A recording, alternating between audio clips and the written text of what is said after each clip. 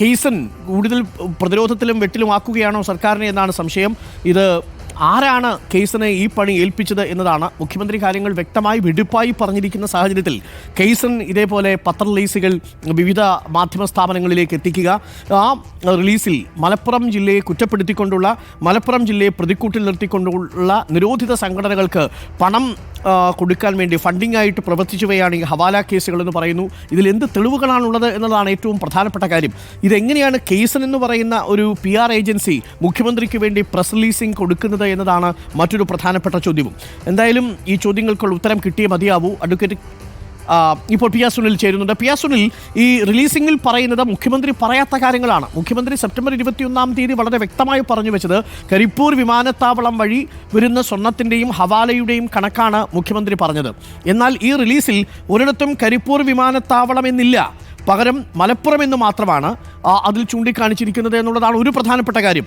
രണ്ടാമത്തത്, ഇത് നിരോധിത സംഘടനകളുടെ ഫണ്ടിങ്ങിന് വേണ്ടി ഉപയോഗിക്കുന്നു എന്ന് മുഖ്യമന്ത്രി അന്ന് പറഞ്ഞിട്ടില്ല. ഇത് anti national, anti state activity ആണെന്നും മുഖ്യമന്ത്രി പറഞ്ഞിട്ടില്ല. പക്ഷേ ഇതിൽ പറയുന്നത് UAE-യുമായി ബന്ധപ്പെട്ട ചില ഏജൻസികളാണ് ഈ സ്വർണം കടത്തുന്നതെന്നും ഇതുമായി ബന്ധപ്പെട്ടുകൊണ്ട് നിരോധിത സംഘടനകളുടെ ഫണ്ടിങ് നടക്കുന്നുവെന്നുമൊക്കെ ഈ കേസിൻ്റെ റിലീസിംഗിൽ പറയുന്നുണ്ട്. ഇത് മുഖ്യമന്ത്രിയുടെ ഓഫീസിന് വേണ്ടി എന്ന മട്ടിലാണോ ഈ റിലീസൊക്കെ മാധ്യമങ്ങൾക്ക് നൽകുന്നത്?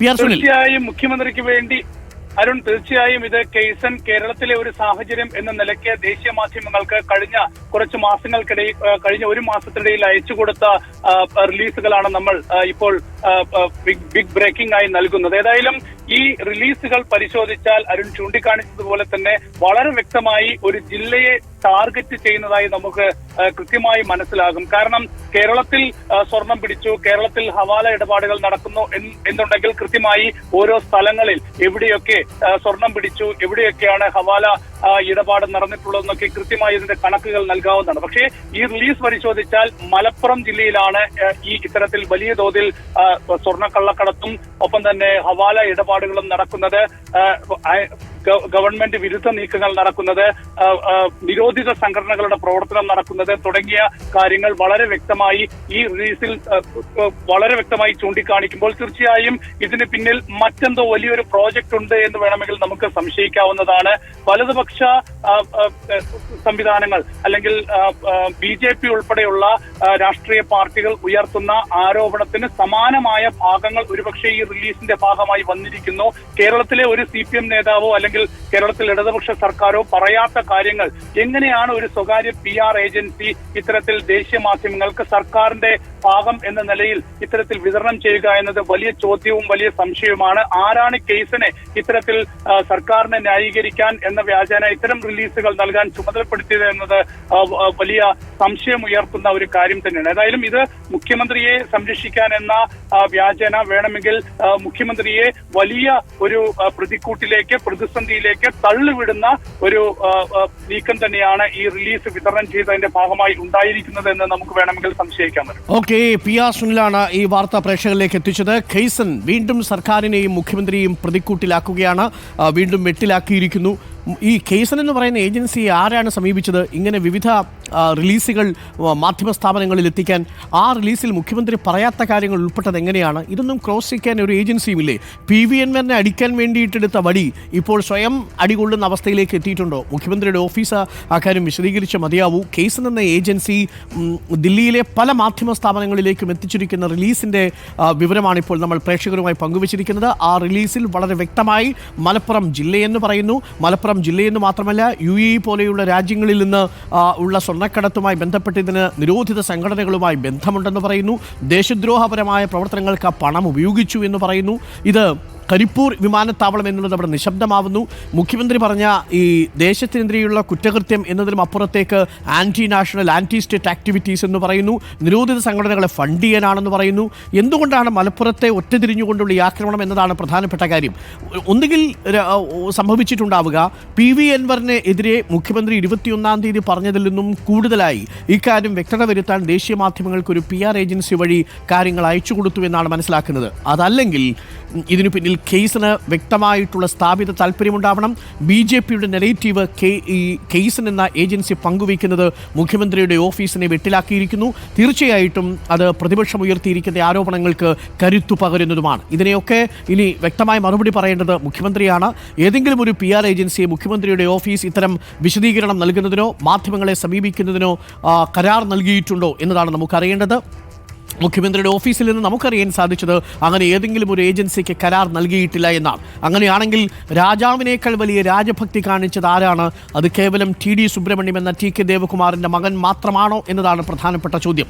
മുഖ്യമന്ത്രി ഹിന്ദു പത്രത്തിന് അഭിമുഖം നൽകുമ്പോൾ ആ മുറിയിലുണ്ടായിരുന്ന രണ്ടുപേരിൽ ഒരാൾ ഈ TD സുബ്രഹ്മണ്യവും മറ്റൊന്ന് വിനീത് ഹണ്ടയുമാണ്. വിനീത് ഹണ്ട പ്രേക്ഷകർക്ക് അറിയാവുന്നതുപോലെ ഈ കമ്പനിയുടെ കേസൻ എന്ന കമ്പനിയുടെ CEO ആണ്. അപ്പോൾ ഈ കമ്പനിയുമായി എന്താണ് മുഖ്യമന്ത്രിയുടെ ഓഫീസിന് ബന്ധം എന്നത് വളരെ പ്രധാനപ്പെട്ട ചോദ്യവുമാണ്.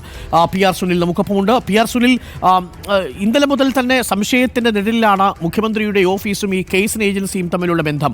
കാര്യങ്ങൾ തൃപ്തികരമായി നേതാക്കൾക്ക് വിശദീകരിക്കാൻ സാധിച്ചിട്ടില്ല. മറുചോദ്യം കൊണ്ട് ഓട്ടയടയ്ക്കുന്ന രീതിയാണ് നമ്മൾ കണ്ടത്. മുഖ്യമന്ത്രിക്ക് എന്തിനാണ് PR എന്ന ചോദ്യം ചോദിച്ച് ആ ചോദ്യം അവസാനിപ്പിക്കാനാണ് ശ്രമിക്കുന്നത്. വ്യക്തമായ ഉത്തരം ഇനിയും നൽകിയിട്ടില്ല എന്നതാണ് വാസ്തവം. ഇതിനിടയിലാണ് ഇപ്പോൾ ഈ റിലീസുകൾ കൂടി പുറത്തു വരുന്നത്. ഇതെനിക്ക് തോന്നുന്നു സെപ്റ്റംബർ 21-ാം തീയതിക്ക് ശേഷം വിവിധ മാധ്യമ സ്ഥാപനങ്ങളിൽ മുഖ്യമന്ത്രി പറയാത്തതുകൂടി കൂട്ടിച്ചേർത്ത് PV അൻവറിനെതിരെയുള്ള ആയുധം എന്ന നിലയിൽ ഉപയോഗിച്ചതാവാനല്ലേ കൂടുതൽ സാധ്യത? PR സുനിൽ. തീർച്ചയായും കഴിഞ്ഞ സെപ്റ്റംബർ 29-ാം തീയതി രാവിലെ 9 മണിക്കാണ് ദ ഹിന്ദു ദിനപത്രത്തിന് മുഖ്യമന്ത്രി അഭിമുഖം നൽകിയത്. ആ അഭിമുഖത്തിൽ മുഖ്യമന്ത്രി പറയാത്ത ചില ഭാഗങ്ങൾ എഴുതി ചേർത്തു എന്ന് മുഖ്യമന്ത്രിയുടെ ഓഫീസ് പരാതി പറയുകയും പിന്നീട് ഹിന്ദു അതിന് ഖേദം പ്രകടിപ്പിച്ചുകൊണ്ട് നൽകിയ കത്തിൽ PR ഏജൻസി എഴുതി നൽകിയ ഭാഗമാണ് ഉൾപ്പെടുത്തിയത്. അത് മുഖ്യമന്ത്രിക്ക് വേണ്ടി PR ഏജൻസി എഴുതി നൽകിയതാണെന്ന് പറഞ്ഞതോടെയാണ് ഈ വിവാദങ്ങൾ തുടങ്ങിയത്. ഏതായാലും ഈ സെപ്റ്റംബർ 29-ന് ഈ അഭിമുഖം നടക്കുന്നതിന് മുൻപ് തന്നെ ഈ PR ഏജൻസിയുടെ പ്രവർത്തനങ്ങൾ ഇത്തരത്തിൽ ദില്ലി കേന്ദ്രീകരിച്ചും അല്ലെങ്കിൽ ദേശീയ മാധ്യമങ്ങളിൽ ഇത്തരം റിലീസുകൾ വിതരണം ചെയ്തുമൊക്കെ തന്നെ തുടരുന്നുണ്ട് എന്നതിന്റെ തെളിവുകളാണ് ഇപ്പോൾ പുറത്തുവരുന്നത്. നമ്മൾ ഇപ്പോൾ പുറത്തുവിട്ടിരിക്കുന്ന ഈ പത്രക്കുറിപ്പുകൾ സെപ്റ്റംബർ 13-ന് വിതരണം ചെയ്തവയുണ്ട്, അതിനുശേഷം വിതരണം ചെയ്തവയുണ്ട്. തീർച്ചയായും അരുൺ പറഞ്ഞതുപോലെ തന്നെ PV അൻവർ വിവാദം കൊടുമ്പിരി കൊള്ളുന്ന ഒരു സമയത്താണ് ഇത്തരം റിലീസുകൾ പുറത്തു വന്നത് എന്നത് വളരെ ശ്രദ്ധേയമാണ്. ഏതായാലും ഈ റിലീസുകളൊക്കെ തന്നെ മുഖ്യമന്ത്രിയെ സംരക്ഷിക്കാനാണ്, മുഖ്യമന്ത്രിയെ പ്രൊട്ടക്ട് ചെയ്യാനാണ് എന്നതാണ് ഒറ്റ നോട്ടത്തിൽ നമുക്ക് വായിച്ചാൽ മനസ്സിലാവുക. ഇതിൽ സെപ്റ്റംബർ 13-ാം തീയതി പ്രസ് റിലീസ് ഉണ്ടെങ്കിൽ അത് സൂക്ഷിക്കണം. കാരണം മുഖ്യമന്ത്രി ഈ വിവരം സംസ്ഥാനത്തെ മാധ്യമങ്ങളോട് പറയുന്നത് സെപ്റ്റംബർ 21-ാം തീയതി നടത്തിയ വാർത്താ സമ്മേളനത്തിലാണ്. അതിനു മുൻപ് തന്നെ ഡൽഹിയിൽ ഇത്തരം പ്രസ് റിലീസ് കേസൻ വിതരണം ചെയ്തിട്ടുണ്ടെങ്കിൽ അതിനു പിന്നിൽ ആസൂത്രിതമായൊരു നീക്കമുണ്ടെന്ന് നമുക്ക് സംശയിക്കേണ്ടി വരുമല്ലേ PR സുനിൽ? തീർച്ചയായും അതിന് ഈ ഒരു റിലീസിന് പിന്നിൽ തീർച്ചയായും വലിയ എന്തോ ഒരു പ്രോജക്റ്റിന്റെ സൂചന നമുക്ക് തള്ളിക്കളയാനാകില്ല. ഏതായാലും അരുൺ ചൂണ്ടിക്കാണിച്ചതുപോലെ തന്നെ മുഖ്യമന്ത്രി പറയുന്നതിന് മുൻപേ തന്നെ കേസൻ ഈ വിഷയം പ്രത്യേകിച്ച് ഒരു ജില്ലയെ മുദ്ര കുത്തിക്കൊണ്ട് ഇത്തരത്തിലൊരു റിലീസ് വിതരണം ചെയ്യുക എന്ന് പറയുന്നത് തീർച്ചയായും വലിയൊരു ഗൂഢാലോചന സംശയിക്കാവുന്ന സാഹചര്യം എന്ന് വേണമെങ്കിൽ നമുക്ക് പറയാവുന്നതാണ്.